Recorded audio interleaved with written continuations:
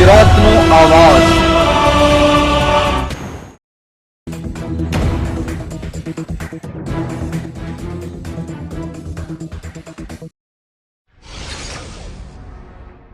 ભરૂચ જિલ્લાના આમોદ વન વિભાગની ગંભીર બેદરકારી સામે આવી। પાંજરે પૂરેલ મગર પાંજરું તોડી બહાર આવી ગયો।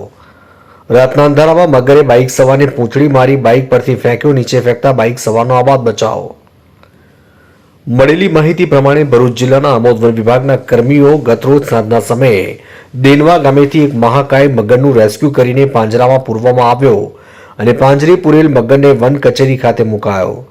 ગત રાત્રિના અંદાજિત 12:30 થી 1 વાગ્યાના અરસામાં મગર પાંજરામાંથી બહાર આવી ગયો અને એક આફતાબ નામના વ્યક્તિ પર હુમલો કર્યો અને ગાય ઉપર હુમલો કરવાનો પ્રયત્ન કર્યો। જોકે સદનસીબે મગરના હુમલાથી ગાયનો આબાદ બચાવ થયો। રાત્રિના સમયે મગર બહાર આવી જતા સ્થાનિક લોકોમાં રીતસરનો ફફડાટ ફેલાયો। મારું નામ કાજી આફતાબ। આફતાબભાઈ, શું ઘટના બની હતી રાત્રે તમારી સાથે? રાતના સમયે અહીં રહીને મેં મારા ફ્રેન્ડને છોડવા જતો હતો તો બાઇક લઈને અહીંથી જતો હતો। અહીં અંદર અમે મગર બેસેલો હતો તો મને પૂંછડી મારી મગરે, તો મને મગરે પૂંછડી મારી તો મને ફેંકી દીધો અડફેટી મારીને। બીજું શું બન્યું હતું? બીજું એવું બનાવ બન્યો હતો કે અહીં જે ગાય હતી ગાયની ઉપર મગરે હુમલો કર્યો તો જે મારા ફ્રેન્ડ લોકોને મેં બોલાવ્યા તો ગાયને એ લોકોએ હકારી। પછી શું થયું હતું? પછી અનિલભાઈ, એના કર્મચારી અનિલભાઈ છે, એમને મારા ફ્રેન્ડ લોકોએ અમે ફોન કર્યો।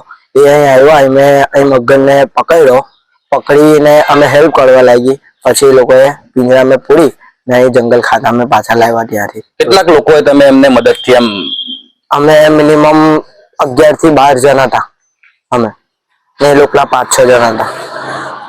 સ્થાનિક લોકોએ વન કચેરીના કર્મી અનિલ ચાવડાને ફોન કરતા તેઓ તાત્કાલિક ઘટના સ્થળ પર દોડી આવ્યા અને ટેલિફોન એક્સચેન્જના ગેટ પાસેથી ભારે જહેમત બાદ અંદાજિત 10 થી 12 ફૂટ જેટલી લંબાઈ ધરાવતા મહાકાય મગરનું સફળતાપૂર્વક રેસ્ક્યુ કરીને પુનઃ પાંજરે પુરાતા સ્થાનિકોએ રાહત અનુભવી હતી।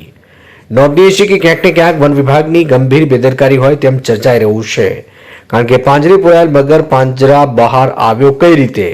પાંજરું જોતા અનુમાન લગાવાઈ રહ્યું છે કે પાંજરાનો ઉપરનો ભાગ કમજોર હોય, જેથી અંદર રહેલા મગરે બચકા મારી બહાર આવવાનો રસ્તો બનાવી લીધો હતો। ઉલ્લેખનીય છે કે રાત્રિના સમયે બનાવ બન્યો હોવાથી કહી શકાય કે એક મોટી હોનારત ટળી ગઈ, કારણ કે જો દિવસ દરમિયાન આ મગર પાંજરામાંથી બહાર નીકળી ગયો હોત તો બિલકુલ વન કચેરીની બાજુમાં નાના બાળકો રમતા હોય છે। આ ઉપરાંત કચેરીની બહાર મુખ્ય માર્ગ આવેલો હોય, જ્યાંથી વાહનો તેમજ રાહદારીઓની અવર જવર સતત રહેતી હોય છે। જો દિવસે મગર પાંજરાની બહાર આવી ગયો હોત તો બાળક અથવા રાહદારી ઉપર મગર હુમલો કરી પોતાનો શિકાર બનાવી દેત, એ વાત નકારી શકાય તેમ નથી। જો કે રાત્રિનો સમય હોવાથી એવી કોઈ ઘટના બની ન હતી। સુરક્ષિત રીતે પુનઃ મગરને પાંજરે પૂરવામાં આવ્યો હતો, જેથી સ્થાનિકો સહિત વનકર્મી અનિલ ચાવડાએ પણ રાહતનો શ્વાસ લીધો હતો। આમોદથી અમારા પ્રતિનિધિનો રિપોર્ટ।